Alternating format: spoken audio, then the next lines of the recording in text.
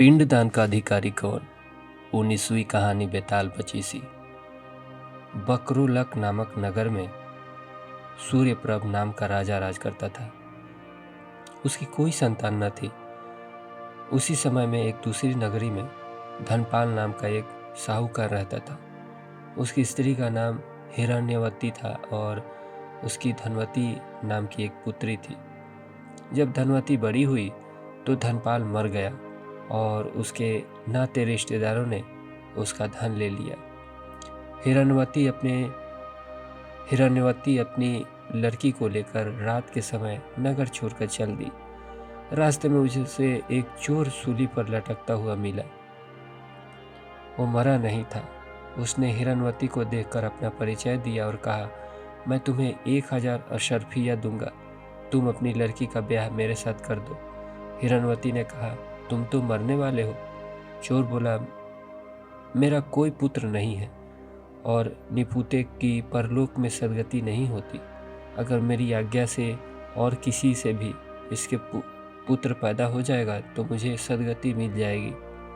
हिरण्यवती ने लोभ के कारण उसकी बात मान ली और धनवती का ब्याह उसके साथ कर दिया। चोर बोला, इस बड़ के पेड़ के नीचे अशर्फिया गड़ी है, सो ले लेना और मेरे प्राण निकलने पर मेरा क्रियाकर्म करके तुम अपनी बेटी के साथ अपने नगर में चली जाना। इतना कहकर चोर मर गया। हिरण्यवती ने जमीन खोदकर अशर्फिया निकाली, चोर का क्रियाकर्म किया और अपने नगर में लौट आई। उसी नगर में वसुदत्त नाम का एक गुरु था, जिसका मन स्वामी नाम का शिष्य था। वो शिष्य एक वेश्या से प्रेम करता था। वेश्या उससे 500 अशर्फिया मांगती थी। वह वहाँ से लाकर देता। संयोग से धनवती ने मन स्वामी को देखा और वह उसे चाहने लगी। उसने अपनी दासी को उसके पास भेजा। मन स्वामी ने कहा कि मुझे 500 अशर्फिया मिल जाए तो मैं एक रात धनवती के साथ रह सकता हूँ। हिरण्यवती राजी हो गई।